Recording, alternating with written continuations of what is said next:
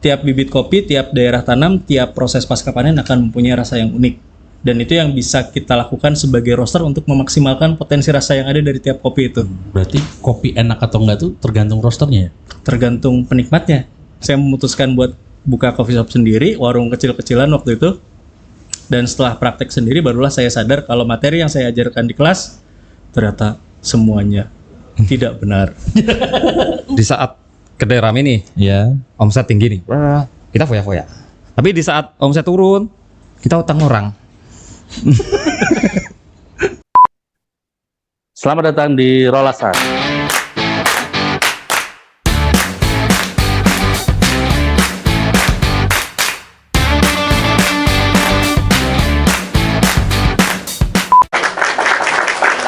Selamat datang di Rolasan. Ya, Rolasan itu adalah obrol santai. Rolasan, obrol santai tentang bisa perpustakaan, kebun Karnoan, dan lain sebagainya. An-nya itu bebas lah pokoknya. Nah, sekarang kita akan membahas tentang perkopian. An juga.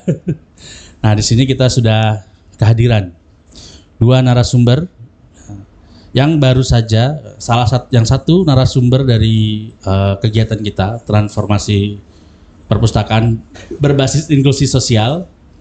Yang salah satu kegiatan adalah literasi kopi. Nah, ada Mas Restu Dewa. Halo. Beliau adalah narasumber seorang Q Arabica Grader dan SCA Intermediate Roaster. Satunya lagi apa tadi? Q Processing Profesional. Q Processing Profesional. Betul. Yang kedua kita ada Mas Haryo. Halo. Atmajaya. Betul ya? Betul. Betul. Beliau adalah coffee brewer dan juga roaster, betul? Betul. Di Ruang Tuang by Jelajah Blitar. Ya. Yap. Betul ya? Nah, kalau beliau tadi posisinya sebagai peserta di literasi kopi. Gimana Mas? Suasana Blitar cocok Mas Haryo? Mas Dewa? Cocok buat ngopi dingin. Karena Blitarnya cukup gerah ternyata. Oh, berarti harus ini Japanese ya? Oh iya. Es kopang. Es kopang. Es kopi Jepang. Es kopi Jepang. Japanese ice coffee. Kata es kopang. Japanese. Enggak, itu ngedadak Baru ya, aja sih saya bikin. Wow. Kalau Mas Haryo emang orang Blitar asli? Lahir di Blitar. Lahir di Blitar. Jadi besar di Surabaya, kemudian habis nikah baru ke Blitar. Oh. Sempat berkhianat dulu ya dari Blitar ya. Ya numpang aja sih sebenarnya. Tapi kan balik lagi. Oh iya betul. Ikut meramaikan dunia kopi lah. Mantap. Pertama-tama ini saya mau nanya nih ke Mas Dewa, Mas Restu Dewa. Bolehlah cerita sedikit tentang Q Grader tadi itu. Dan apa tadi yang satunya lagi? Q Processing Q Profesional. Processing itu dan SCA Intermediate Roaster. Roaster. Itu Oke. sebenarnya itu apa sih dalam dunia kopi itu? Jadi Q Arabica Grader itu adalah orang-orang yang tersertifikasi secara oleh lembaga yang namanya Coffee Quality Institute untuk melakukan uji cita rasa. Uji cita rasa. Betul, uji cita rasa. Nanti outputnya dari uji cita rasa adalah grading untuk kopi-kopi yang mendapatkan cupping score di atas 80 poin itu bisa dimasukkan ke dalam kategori specialty. Di atas 80 Poin. poin. Skornya di atas 80 poin. Atribut yang dinilai ada, saya sambil menghitung ya, mulai dari Aku aja yang gitu. Oke. Satu, 1 fragrance aroma. Terus Dua. yang kedua ada flavor, tiga, 3 aftertaste, keempat acidity, kelima body, keenam balance, ketujuh ada uniformity, 8 sweetness. clean cup, Clean cup dulu. terus 9 sweetness, ke-10 adalah overall. Overall, Betul. keseluruhan. Ya, nilai maksimalnya adalah 100 kalau semuanya diisi dengan 10 poin tadi, nilai maksimalnya masing-masing 10. Jadi nilai maksimal total keseluruhan final skornya adalah 100. Ada itu kopi yang bernilai 100. Sampai Sejauh saat ini paling tinggi yang pernah saya temukan kopi dengan cupping score 91,75. 91,75. 91,75. Apa itu Mas? Panama Gens Geisha Panama. Saya lupa dari mana. Cuman memang kopi itu punya rasa yang luar biasa. Tuh, enak. Kalau bukan buat orang kopi mungkin rasanya bakal mirip seperti teh. Mirip teh. Mirip teh, Bisa kopi rasa teh ya. mirip teh. Terus ada aroma jasmine yang jelas, blueberry, anggur, apel, sangat-sangat jelas. Sangat ini apa? Rich ya, maksudnya banyak rasa. Kompleks. Kompleks. Betul, ya. Itu tuh dalam menilai kopi seperti itu tuh, apakah setiap orang, setiap Q grader itu akan mendapatkan nilai yang sama atau bisa berbeda-beda? Jadi salah satu yang diujikan kalau kita mau menjadi seorang Q grader adalah mengkalibrasi. Tuh. Jadi pada akhirnya Q grader akan menjadi orang yang punya standar yang sama. Jadi Q grader di Indonesia dengan Q grader di luar negeri, di Amerika, di Italia, Perancis, Jepang, Korea, Cina, itu diharapkan punya nilai standarisasi yang sama. Standarisasi yang Ya, sama. terkalibrasi, calibrated. Tuh. Dan untuk memastikan para Q grader ini masih terkalibrasi, kita akan melakukan ujian kalibrasi setiap 3 tahun sekali. Oh, diuji terus. Diuji terus Lidahnya. lidahnya. Itu diasuransikan nggak, Mas? Kalau saya sih alhamdulillah belum. Lah, kok belum, Mas? Sayang loh. Belum butuh. Waduh. Masih diasuransikan kepada Allah yang Maha Kuasa. Masya Allah.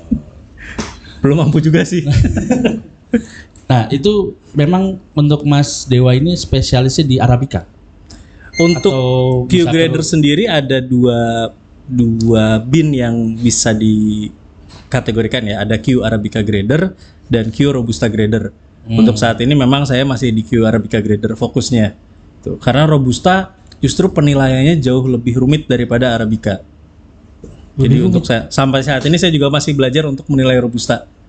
Mudah-mudahan kalau ada rezekinya, ada kesempatannya, saya juga pengen ngambil yang Q Robusta grader.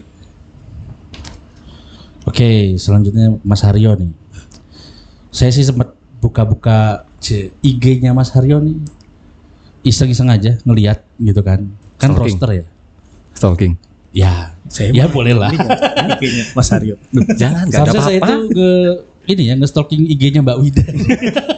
Malah Mas Haryo. Ya normalinya gitu. Nah, itu kan roster ya. Cerita sedikit dong tentang dunia roasting ini. Dunia roasting. Nanti mungkin dari bisa mana tambahin dulu? sama Dari Mas mana Dewa. dulu? Dari mana dulu? Dari pengalaman Mas Haryo. Nanti Pengalaman. ditambahin sama Mas Dewa boleh lah, kan juga sama-sama roster nih. Ya, kalau roster sepertinya kalau saya sendiri Ya. itu tidak sengaja masuk ke roster. Dan kalau mau dinamakan roster pun ya saya sendiri nggak menganggap diri saya roster karena kelasnya beda sama yang besar-besar kayak Kang Restu ini baru roster. Oh. Tapi di Blitar salah satu roster, sesepuh roster bukan di sini. Bukan, masih banyak. Oh, masih banyak. Ya. Tapi gimana pengalaman Mas di dalam dunia roster ini? Cukup menarik apalagi bila barang atau kopi tersebut susah untuk didapat. Jadi seandainya kita pernah ngambil nih Arabica apa gitu, terus kok ingin roasting lagi, Ya. akhirnya mau ngambil lagi udah barang kadang nggak ada, atau harga udah jauh lebih tinggi kayak gitu. Teknik ngerosting itu ya. Ini bukan roasting stand up komedian ya. Mas. Ya nggak apa-apa Biar sekalian lebih aja. jelas.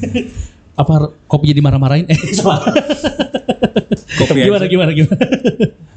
Roasting itu. Kalau teknik roasting sebenarnya hampir sama seperti yang lainnya. Kita ngerosting apa ya?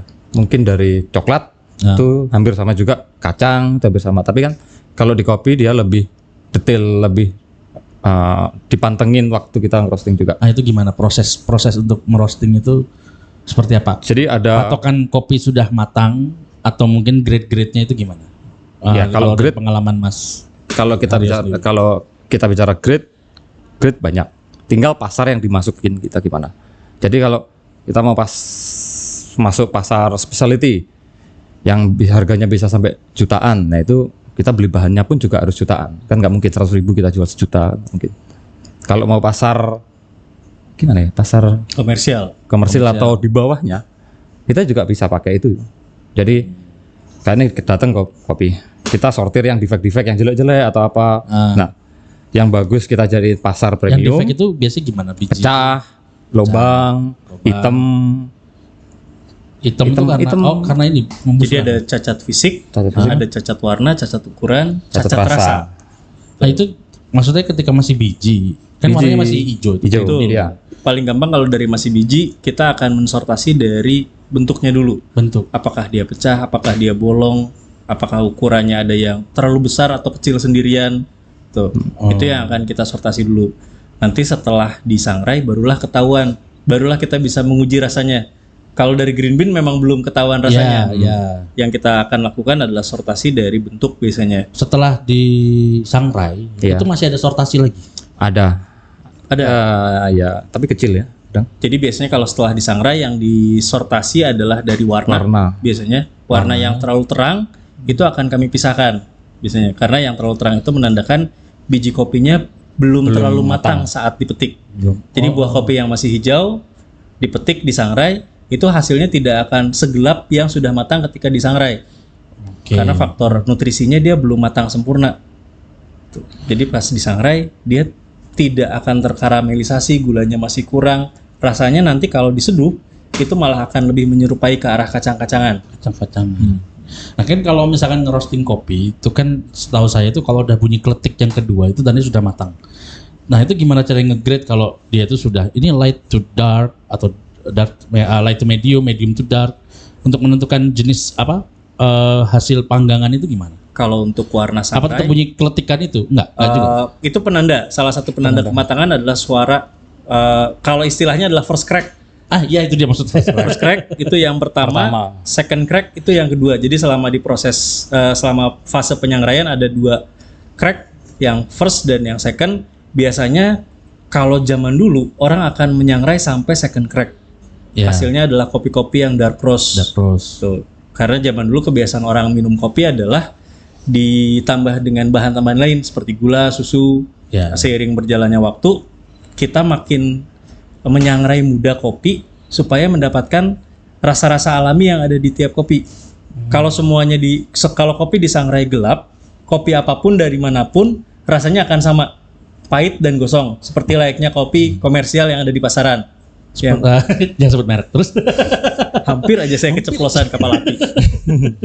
Udah. Oh iya. Udah kan? Jadi kalau kopinya disangrai gelap akan mempunyai rasa yang sama, tidak peduli dengan origin dan prosesnya. Tapi dengan disangrai terang, jadi sebelum menuju fase second crack sudah dihentikan proses sangrainya, itu akan mendapatkan rasa-rasa yang unik, tergantung dari originnya, tergantung dari proses pasca panennya, sampai tergantung dari bibitnya. Tiap bibit kopi, tiap daerah tanam, tiap proses pasca panen akan mempunyai rasa yang unik. Dan itu yang bisa kita lakukan sebagai roaster untuk memaksimalkan potensi rasa yang ada dari tiap kopi itu. Berarti kopi enak atau enggak itu tergantung roasternya ya? Tergantung penikmatnya. Penikmat. Enggak, maksudnya untuk menghasilkan kopi yang Kalau bisa itu dinikmati. semuanya berkontribusi secara penuh, mulai dari petani, prosesor pasca panen, roaster, sampai penyeduh. Akan punya kontribusi masing-masing dalam menentukan kopinya nanti enak atau enggak. Kalau boleh tahu nih Mas Haryo masuk dunia kopi tahun berapa Mas? 2017. 2017. Memang gimana awalnya? Cerita sedikit lah tentang Awalnya kenal- masuk dunia kopi. Kenal kopi itu di Bandung 2016. Atau Mas Dewa jangan-jangan? Belum ya? Saya 2016 baru pindah ke Bandung, Mas. Saya main ke Bandung. Kok nggak ketemu kita ya? Ya awalnya ke Bandung 2016 itu sekolah, belajar sekalian belajar jualan. Oke. Tuh. Jadi di sana macam-macam kan. Lah kebiasaan Bandung sama Surabaya kan beda. Nongkrongnya beda. Ah. Kalau di Surabaya kan waktu tinggal di Surabaya.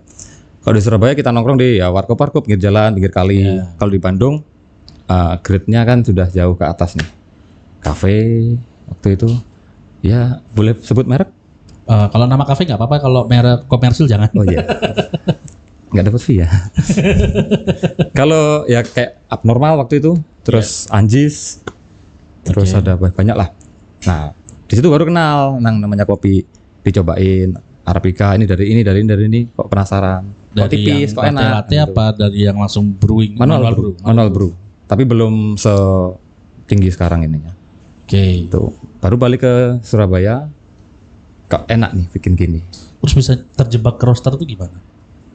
Nah, itu adalah pola pikir pengusaha kecil. Oke. Jadi ya permisi dulu ya. Iya. Karena saya pengusaha kecil, jadi saya berpikir gimana ya? Saya mau motong semua HPP atau bahan. Oke. Akhirnya beli mesin yang sebisanya, semampunya. Uang yang kekumpul dari kedai itu untuk beli mesin. Pada akhirnya bisa. Nah, niatnya memang untuk konsumsi sendiri. Konsumsi di kedai sendiri untuk bahan. Tapi ternyata pasar penjualan di luar lebih bagus seperti itu. Jadi kejebaknya saya beli kecil, tapi ternyata pasarnya Banyak dari banyak. luar. Berarti online untuk yang pasar-pasar luar itu. enggak, rata-rata masih Blitar. Kalau online paling Jawa Tengah masih. Tapi ada saluran untuk Ada. beli online-nya ya. Berarti Mas Haryo ini menerapkan prinsip marhenisme. Apa itu? Alatnya sendiri, kan Soekarno bilang gitu, ketemu sama petani bernama Marhen, dia mencangkul sendiri, menanam sendiri alatnya, terus dia hasilnya dinikmati sendiri. Persis kan kayak Mas Haryo lakukan. Iya, itu dulu.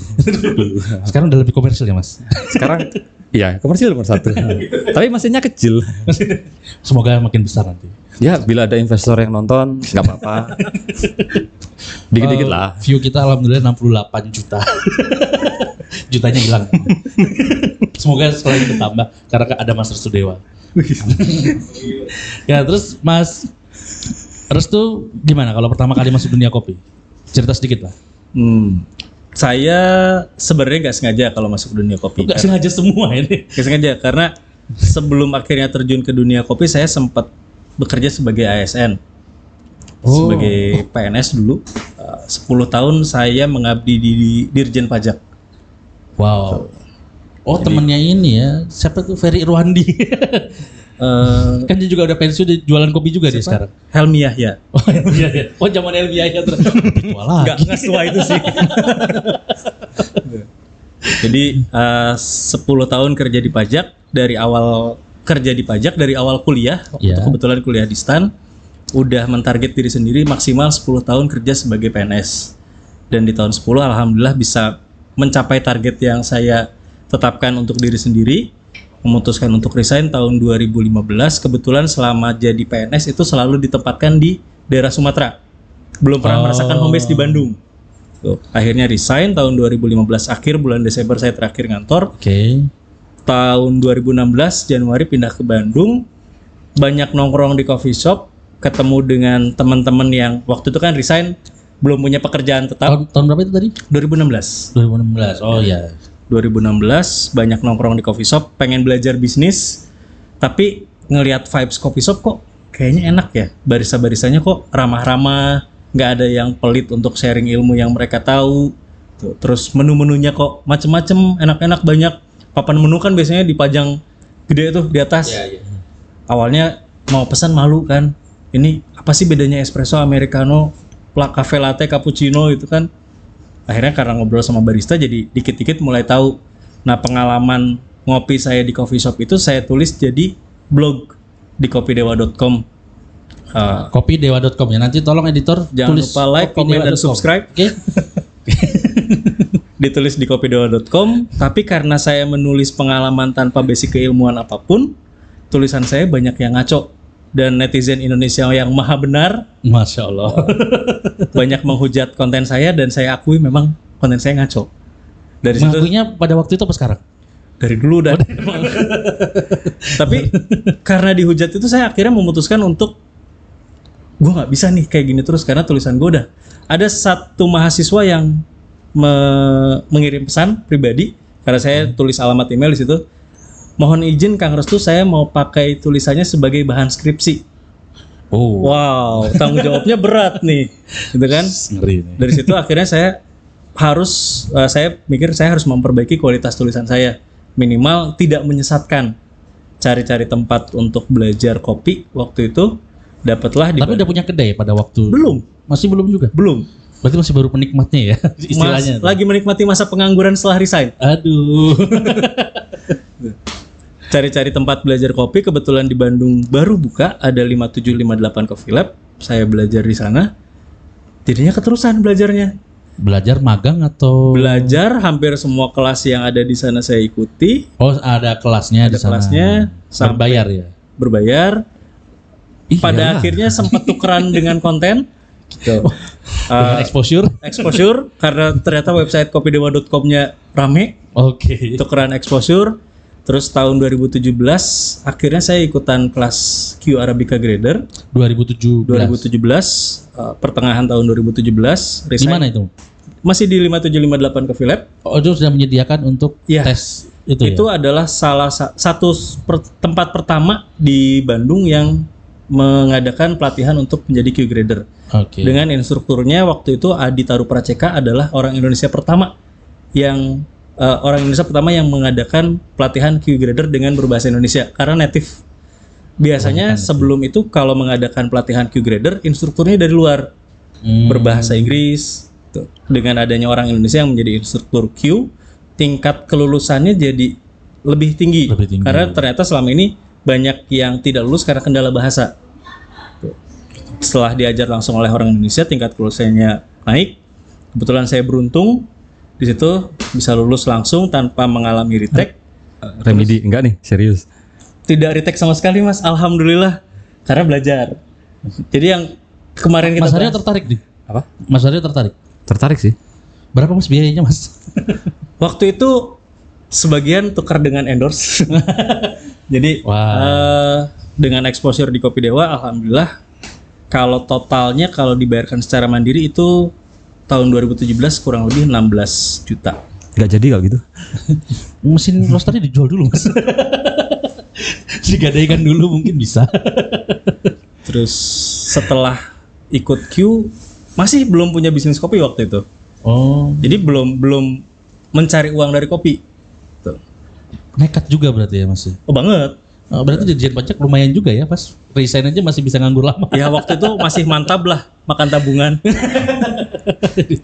Akhirnya setelah ikutan hampir semua kelas di sana, saya minta sama yang punya sama Mas Adinya bilang saya mau ngajar dong Mas di sini. Kan tabungannya lama-lama habis dong. Oh iya. Tuh. Mau ngajar di situ diledekin dulu sama Mas Adinya karena lu baru belajar kopi bentar udah mau ngajar. Tuh. Saya bilang ke Mas Adinya, saya mau ngajar sesuai basic keilmuan saya, bukan ngajar kopi nih, karena masih mengakui kalau emang ilmunya masih cetek banget kalau gitu, soal kopi. Waktu itu yang pertama kali saya ajar adalah manajemen keuangan buat coffee shop.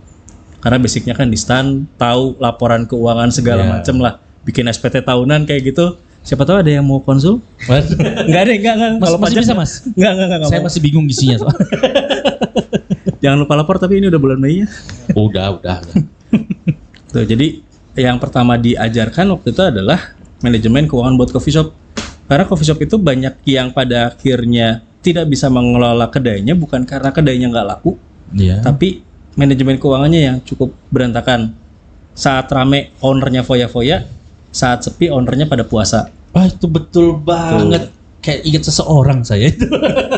Dan banyak yang pada akhirnya gara-gara duit receh kerjasama yang biasanya kan kalau buka coffee shop sahabatan nih. Ya. 2 atau 3 orang ngumpulin modal bareng, terus bisnisnya jalan, awal-awal bagus, pas mulai ada konflik karena pencatatan yang ya sebenarnya receh gitu ya. Receh, ya. Tapi karena itu bisa merusak persahabatan yang lama, kan sayang gitu.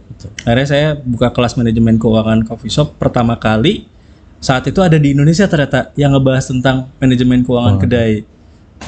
Sampai jalan kurang lebih 2 tahun. Di tahun menuju tahun kedua, salah satu peserta kelas itu ada yang nanya, Kang Restu coffee shopnya di mana? Tuh. Dari situ saya mikir, saya ngajarin orang buat ngelola coffee shop, saya sendiri nggak punya coffee shop, Belum tentu berhasil pada belum kalau tentu nyoba. berhasil. Akhirnya saya memutuskan buat buka coffee shop sendiri, warung kecil-kecilan waktu itu.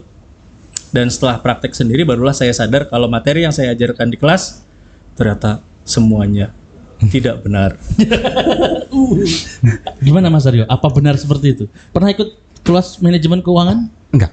Tapi memang teori sama Praktek di lapangan? Teori itu sama prakteknya, wah, Memang berbeda praktek Jadi- tidak seindah teori. Gimana? jadi Pengalaman manajemen Mas? coffee shop gitu ngobrol, belum kelasin aja. ya?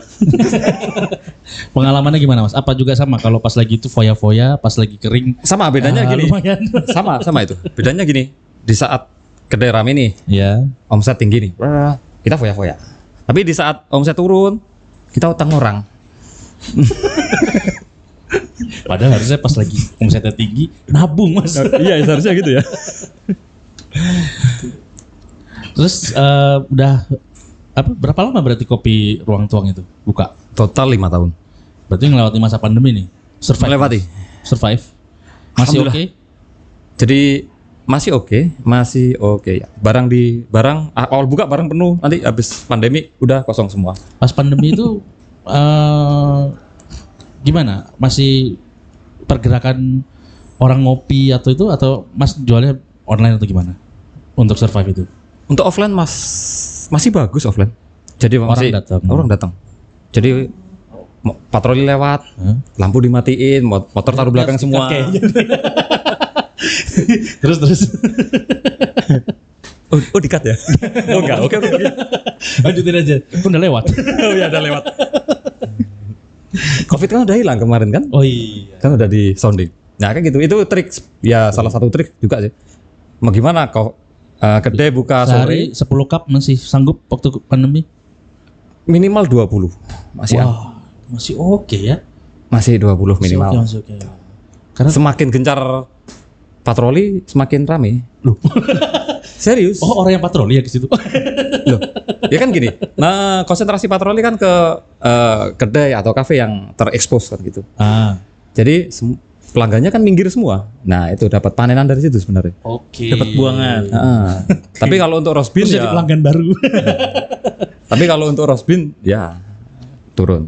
Oke. Sekarang kita bahas jenis-jenis kopi nih. Tadi kan Mas Restu bilang geisha. Padahal saya cuma tahu kopi itu Arabica, Robusta. Nah, sebenarnya geisha itu masuk mana atau ada lagi? Jadi ada yang Bisa namanya dijelaskan mungkin? spesies. Ya. Spesies itu seperti Arabica, Robusta, terus ada yang spesies baru yang lagi rame adalah Eugenoides, ada Resmosa, ada Kapakata. Total spesies kopi itu ada 127. Tapi yang dibudidayakan secara komersial yang punya nilai ekonomis cuma ada 3 saat ini di dunia. Itu. Ada Arabica, 2 Robusta, yang ketiga adalah Liberica.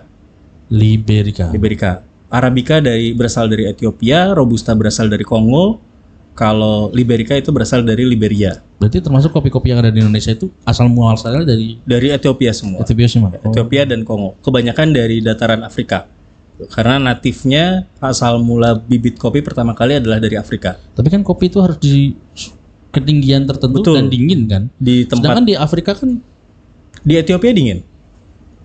Di Ethiopia pernah kesana ya Mas. kan ada Google Mas. Oh iya, kan setahu Ada saya Wikipedia. Afrika tuh panas soalnya. Ya mungkin ada lah pasti. Untuk daerah-daerah yang tumbuh kopi seperti Ethiopia, Oh, itu masih masuk Sudan. Khatulistiwa mungkin ya. Betul. Tempat daerah tumbuh kopi itu disebutnya Tropic of Cancer bagian atas, Tropic of Capricorn bagian bawah. Itu coffee belt. Oh. Bagian Khatulistiwa yang bisa ditanami kopi. Ketinggiannya mulai dari 800 sampai kalau di Ethiopia itu sampai 1800 1800. dengan suhu berkisar dari yang paling dingin itu di bawah sekitar 18-16 derajat. Di bawah suhu tersebut Arabica akan mengalami beku. Tidak bisa berkembang biak, tidak bisa tumbuh dan berkembang biak. Oke, terus tadi ada Arabica, Robusta, Arabica, Robusta, Liberica. Nah, yang untuk komersil itu. geisha itu adalah varietasnya dari spesies Arabica. Varietas. Betul. Kalau genusnya adalah Coffea, bawahnya spesiesnya adalah ada tadi Arabica, Canephora itu Robusta, Liberica, terus di bawahnya spesies ada varietas. Varietas tiap spesies akan punya varietasnya masing-masing. Varietas yang paling banyak dimiliki oleh Arabica karena memang dibudidayakan secara komersial. Ada contohnya tadi geisha, kalau yang punya Indonesia ada Kartika, Andung Sari, Sigara Rutang, Lini S, terus ada Ateng coklat, Ateng super, masih banyak lagi. Itu varietas-varietas Arabica. Oh, memang varietas yang ada Yang dari ada. Indonesia. Ya, itu memang yang dikembangkan. Salah satunya dikembangkan di Jember, di Puslit Koka, Pusat Penelitian Kopi dan Kakao. Itu di sana udah dikembangbiakan varietas-varietas yang memang bibit unggulnya dari Indonesia. Kalau varietas yang ada di dunia, ada Tipika, ada Bourbon, ada Geisha yang tadi, ada Harar, Sudan Rume, banyak banget. setiap daerah mungkin punya 10 sampai 100 varietasnya sendiri dari Arabica. Tuh. Tiap varietas akan punya rasa yang unik. Tuh. Terus yang robusta? Robusta banyak juga, tapi kalau Robusta saya belum mendalami, tapi kebanyakan klon. Kalau Robusta itu kan dia tidak seperti Arabica yang bisa berkembang biak sendiri. Dia tidak bisa membuahi tanamannya sendiri. Robusta ada bunga jantan dan bunga betinanya. Oh. Jadi kebanyakan dikembangbiakan dengan cara, saya lupa, vegetatif atau generatif gitu istilah biologinya. Saya juga nggak tahu. Klon istilahnya, bukan varietas. Oh, klon. Ada klon Jember, ada klon. Saya kurang tahu sih kalau itu. Kalau misalkan yang setelah itu baru ada yang ini ya apa? Kayak full wash, semi wash itu apa namanya? Nah, itu adalah proses pasca panen. Proses pasca panen. Betul. Itu ada apa aja? Ada 5. Sekarang kalau menurut CQI, Coffee Quality Institute, mulai dari natural, yang buah kopi dipetik langsung dijemur. Saya hitungin. 1. Satu. Atau natural. Natural. 2. Dua. Honey, buah kopi dipetik, dikupas. Honey. Honey Honey, iya. proses. Jadi buah kopi dipetik, Petik, dikupas, dikupas. getahnya tidak dicuci, lalu dijemur. Karena getahnya itu manis dan lengket, maka dinamakan honey proses. Di buahnya itu ya? Ya. Oke. Jadi buah kopi itu ada lapisan pelindungnya, paling luar adalah kulit buah, bagian kedua adalah getah. Capek ya. Buah getahnya itu manis dan lengket, di balik itu ada kulit gabah. Betul. Nah, kalau wash itu getahnya yang tadi sudah tiga wash, Wash. buah kopinya dipetik. Full wash berarti ya? Nah, ada full wash, ada semi wash, Ah. tapi sama-sama persamaannya adalah getah yang sudah buah kopi yang sudah dikupas, getahnya dicuci bersih. Kalau honey tadi tidak dicuci, langsung Iya. dijemur. Kalau yang wash dia dicuci, dibersihkan. Tuh, baru dijemur. Nah, yang membedakan full wash sama semi wash adalah metode pencucian. Kalau full wash dia dicucinya dengan cara fermentasi, kalau semi wash dicucinya dengan cara mekanik. Mekanik itu dia Menggunakan mesin. digiling kayak Iya, diputar betul, gitu ya? disikat. Kayak masuk Oh, ke disikat. pencucian mobil yang otomatis. Tuh. Jadi kalau Oh, full wash karena saya pikirnya itu kayak ini buat ngeringin minyak di ayam gitu kan, diputar gitu enggak ya? menggunakan sikat sih. Sikat ya? Iya.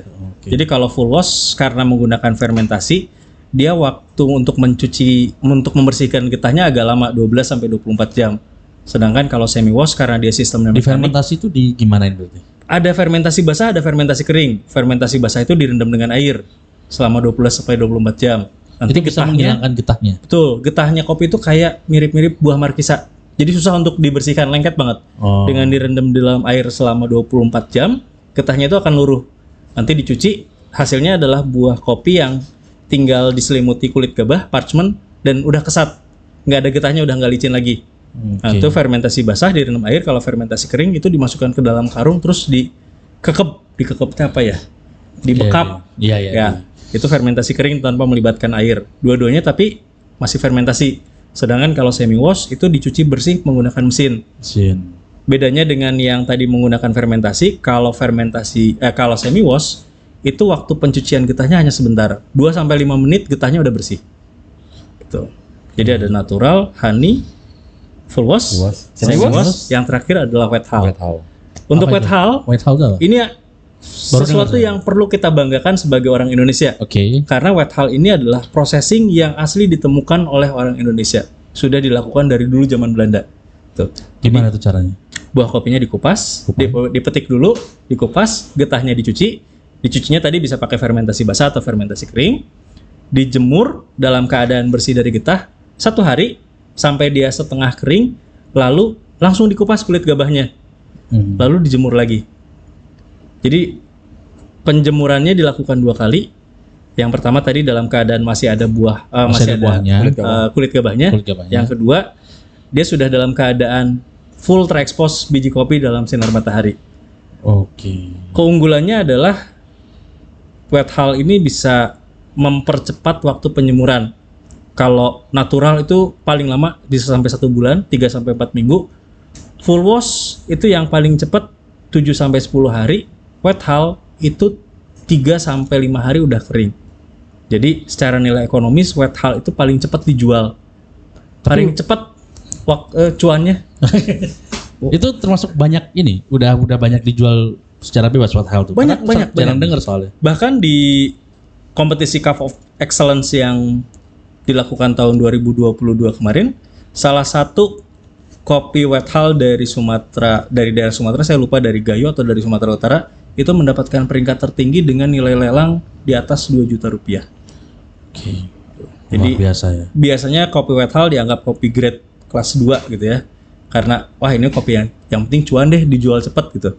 Tapi setelah dilakukan prosesnya dengan lebih proper, dengan SOP yang dibikin lebih rigid gitu ya. Ternyata kopi Wethal bisa mendapatkan cupping score tinggi, dan efek dari cupping score yang tinggi masuk grade specialty, apalagi cup of excellence, itu bisa dijual dengan nilai yang punya nilai ekonomis besar juga. Besar juga. Oke, kita kan di Blitar ini tempat lahirnya Bung Karno, kita tahu. Dan Bung Karno itu kan sangat menyukai kopi. Bahkan setiap pagi beliau selalu minum kopi. Ini kita bayang-bayangin aja kan, kita sama-sama nggak tahu nih. Kira-kira Bung Karno tuh minumnya kopi Arabica apa Robusta ya Mas ya? Kalau di zaman itu kira-kira Tahun berapa ya berarti? Kurang lebih 1920-an sampai 1945 lah mungkin kira-kira. Di mulai tahun 1700-an itu di Pulau Jawa diberlakukan kan oleh Belanda coffee stelsel, Yes. tanam paksa kopi, culture stelsel, dan khususnya di beberapa daerah coffee stelsel.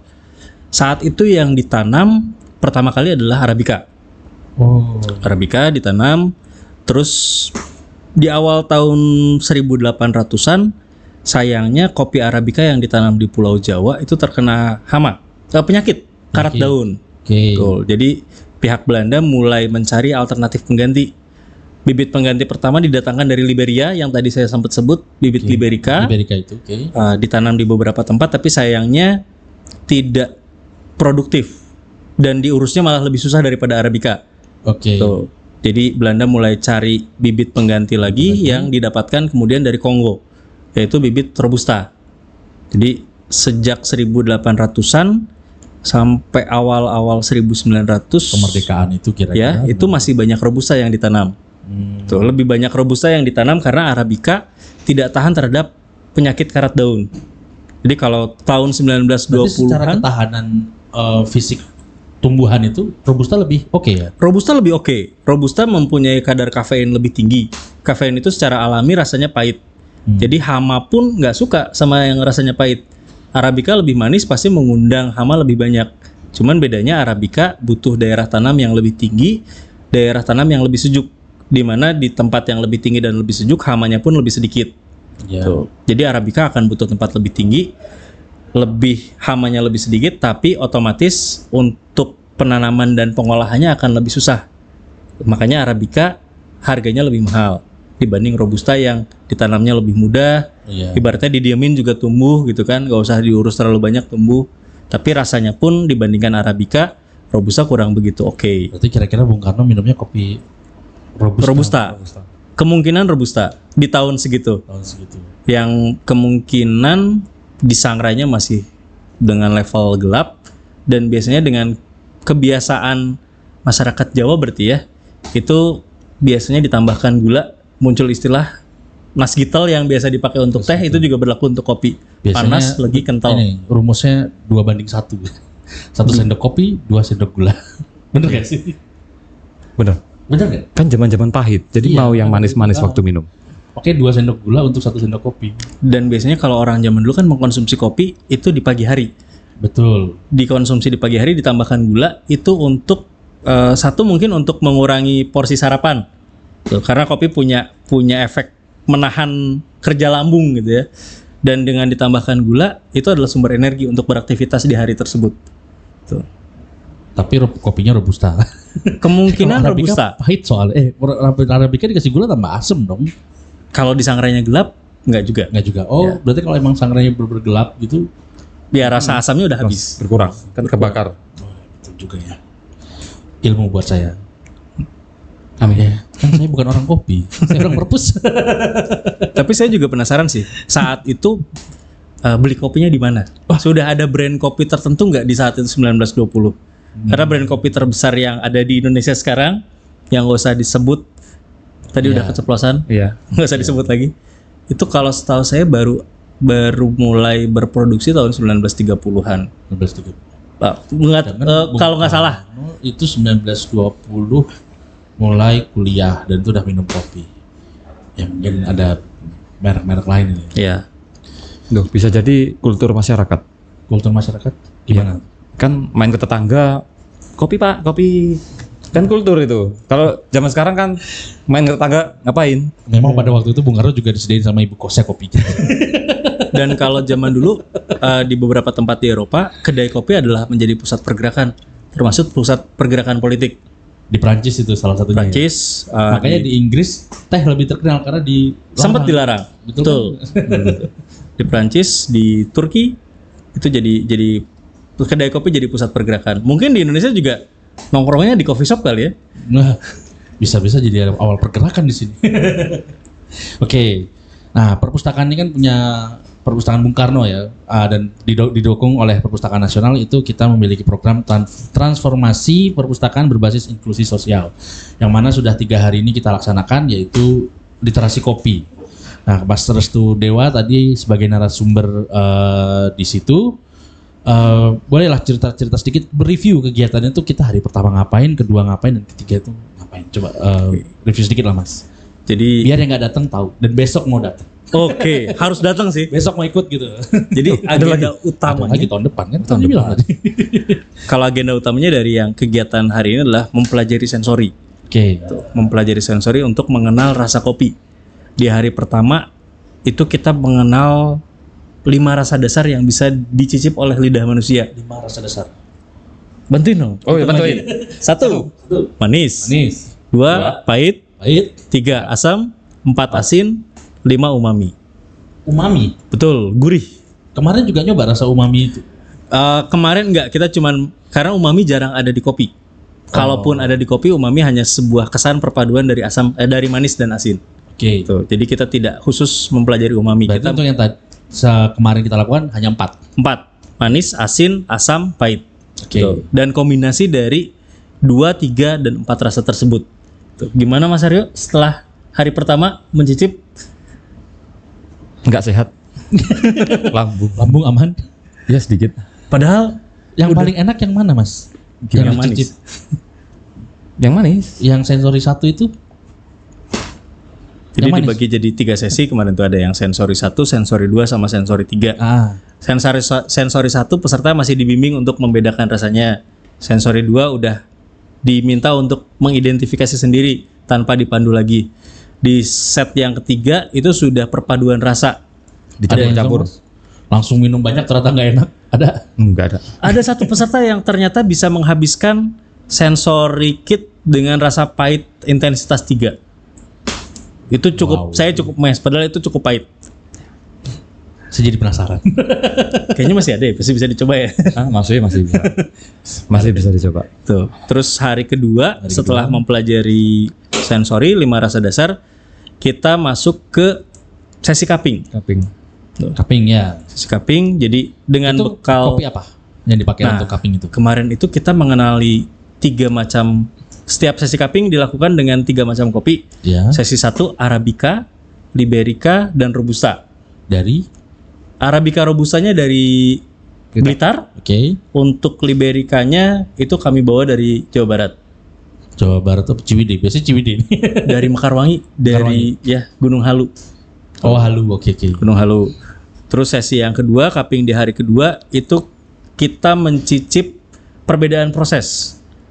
Yang tadi perbedaan spesies, Oke. terus yang kedua adalah perbedaan proses. Itu masih di hari kedua ya? Masih di hari kedua. Proses itu berarti full Yang wash tadi itu. Betul, full wash, honey, dan natural.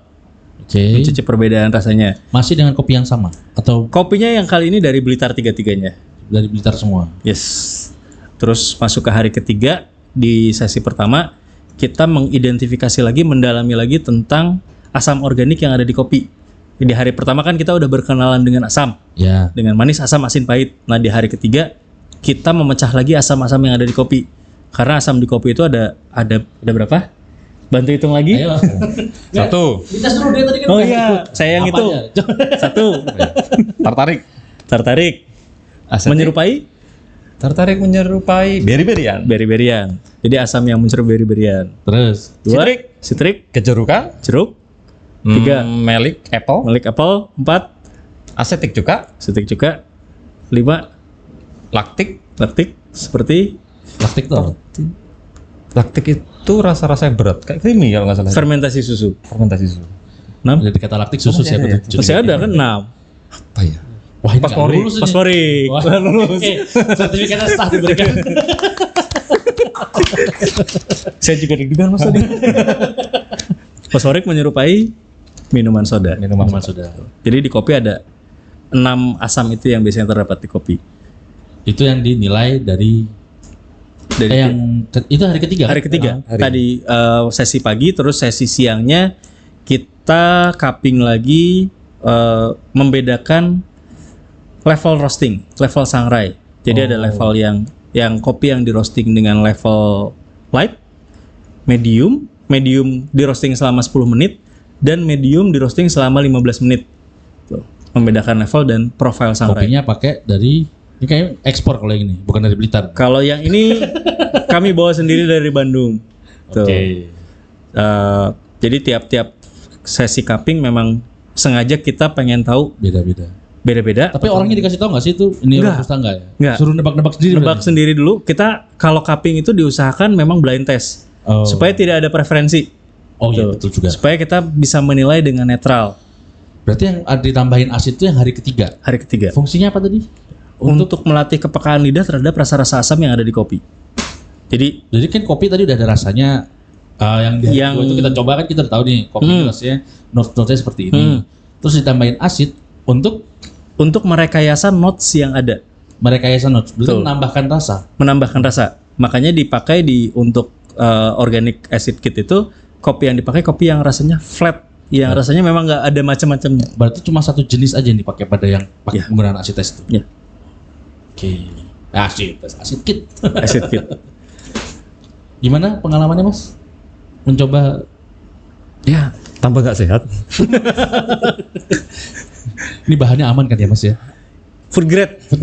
Insya Allah. Bila nggak berlebihan ya. Insya Allah. Ini dia. Bilang nggak berlebihan terus yang ngabisin satu botol gimana hasilnya? Oh, kalau itu alami kalau nggak salah ya. Alami. Jadi Yang satu botol. tadi kan sempat dibahas kalau saya ikutan Q grade ujian tanpa ada pengulangan sama sekali karena ini adalah bahan yang saya pakai dan saya buat sendiri untuk latihan. Oh. Tuh. Jadi memang ujian Q grade itu kan susah dan mahal ya. Kalau udah bayar ikutan terus nggak lulus kan sayang. Sedih bukan saya Sedih. juga sih. Gitu. Bisa retake, bisa remedial, tapi tiap mata ujian itu bayar lagi sekitar 2,5 sampai 3 juta dan ada 24 mata ujian. Masya Allah. Jadi kalau udah gagalnya 8 mendingan ikutan baru sebenarnya. Karena biayanya udah sama gitu. Nah, berdasarkan itu saya mikir gimana caranya saya bisa lulus nih latihan sendiri. Alat-alat yang saya pakai saat ujian adalah sekarang alat yang saya Dicoba bawa untuk ini. ke kelas. Jadi ini berdasarkan pengalaman pribadi saya lulus Q grade tanpa retake. Ini untuk sendiri atau diperjualbelikan? Alhamdulillah sekarang udah diperjualbelikan. Yang Bisa mau pesan, di silakan. Tokopedia atau keranjang kuning. Toko Pak Edi, Toko Pak Edi. Pak Edi. Toko Pak Edi atau Sapi ada? Ada. Oh, di Sapi juga ada. Berlaku nanti Shopee Pay Later. Oke. Nah, tadi kan kita hari pertama itu kopinya dari Blitar ya. Kopinya dari Blitar. Dan kita menilai itu. Betul. Kira-kira udah masuk specialty belum kopi Blitar itu? Atau masih komersil? Sudah masuk specialty untuk yang Arabica. Kalau untuk yang Robusta istilahnya bukan specialty tapi fine. Fine. Tuh. Sayangnya kopi yang kemarin kita uji cita rasa untuk yang Robusta disangrainya terlalu gelap. Yang robustanya. Betul. Jadi tidak bisa dipastikan dia masuk kategori fine atau enggak. Karena untuk Fine kategori itu gimana berarti? Fine itu sebenarnya istilah specialty yang dipakai untuk Robusta. Jadi specialty itu untuk berarti Arabica. sama dengan specialty. Betul. Punya cupping score 80 poin, tidak ada cacat bentuk, tidak ada cacat rasa. Tuh, istilahnya hanya berbeda kalau untuk Arabica dia specialty, kalau Robusta dia fine. Berarti yang Arabica Blitar sudah cocok untuk Arabica masuk. sudah masuk specialty, terutama yang di hari kedua saat kita cupping proses itu saya amazed dengan naturalnya. Arabica naturalnya itu sudah dipastikan bisa dapat poin di atas 80. Di atas 80. Betul. Berarti meningkatkan nilai komersial cukup tinggi itu ya, Mas. Iya. Bisa ngalahin Gayo nggak? Kan Gayo kayaknya sama yang specialty yang paling oke. Mungkin dari kualitas bisa, tapi perlu dipastikan juga secara kuantitas dan konsistensi. Gitu. PR-nya kan kalau di Indonesia adalah konsistensi produksi. Konsistensi produksi. Di mana-mana masih menjadi, termasuk di Jawa Barat, menjadi tantangan terbesar buat produsen dengan kondisi alam yang ya kadang-kadang lagi panas, toto hujan gitu kan.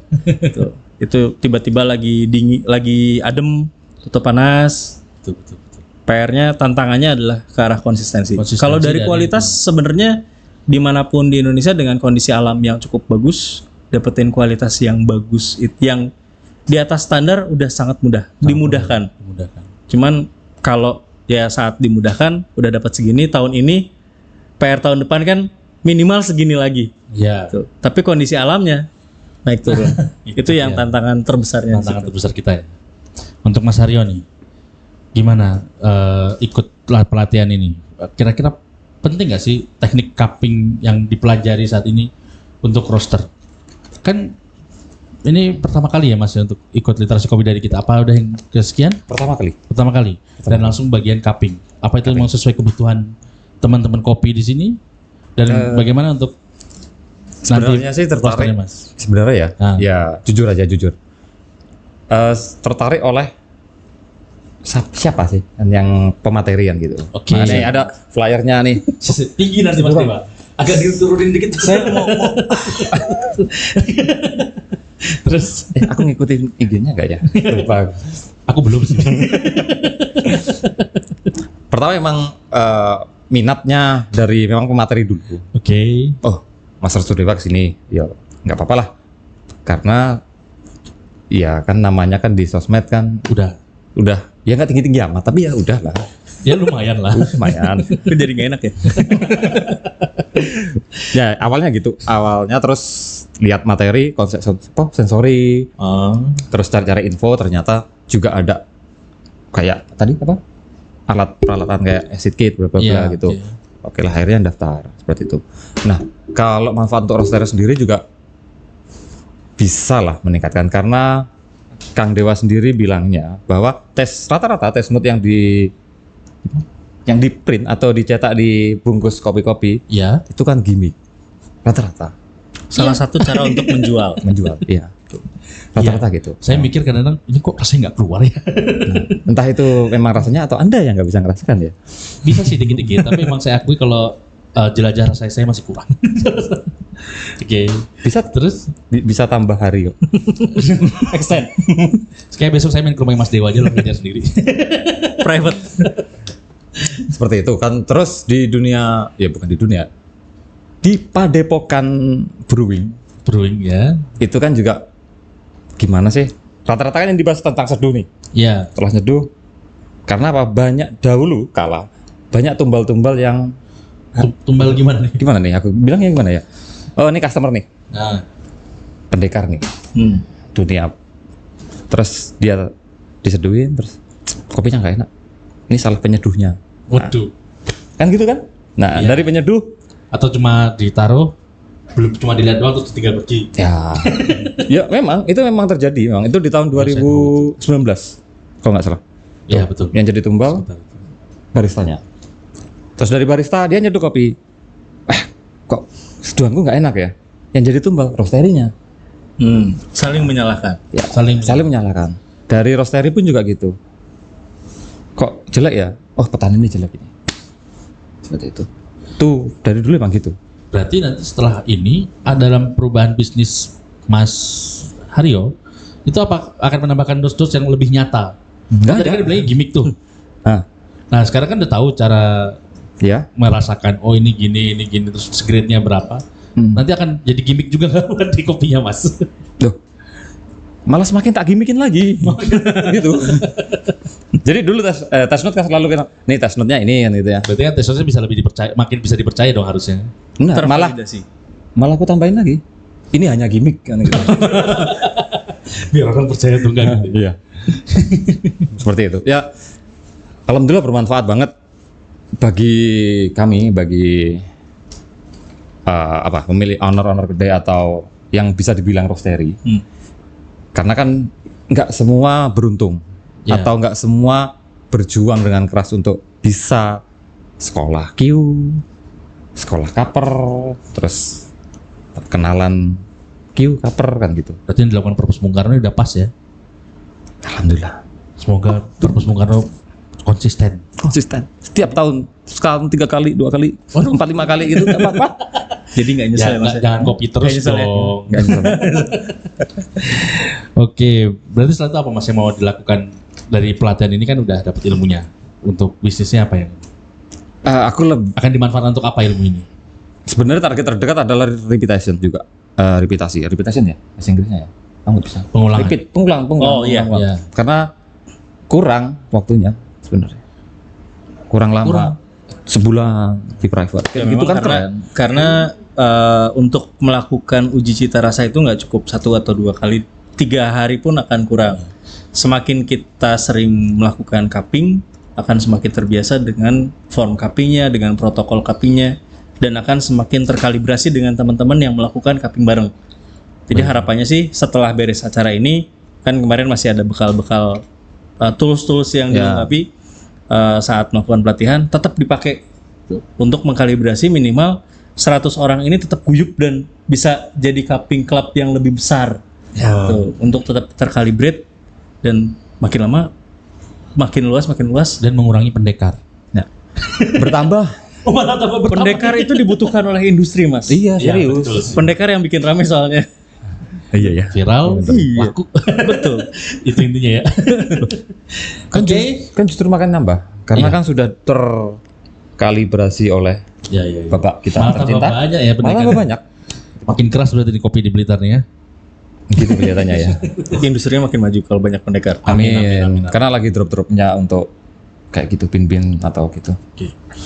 Oke, mungkin segini saja cukup. Terima kasih Mas Restu Dewa yang sudah mau nambah waktunya nih. Jam berapa ini? Tengah malam. Setelah melakukan pelatihan terus mau rolasan di sini, Mas Haryo juga terima kasih sudah berkenan menjadi narasumber yang kedua. Semoga nggak kapok ya Mas ya. Nanti kalau ada waktu kita bisa bertemu lagi di sini. Oke, Terima cukup kasih. sekian. Terima kasih. Oke kawan-kawan, cukup sudah rolasan kita hari ini. Nantikan rolasan selanjutnya dengan narasumber-narasumber lain yang tentunya menarik dan berkompeten. Terima kasih. Assalamualaikum warahmatullahi wabarakatuh. Waalaikumsalam.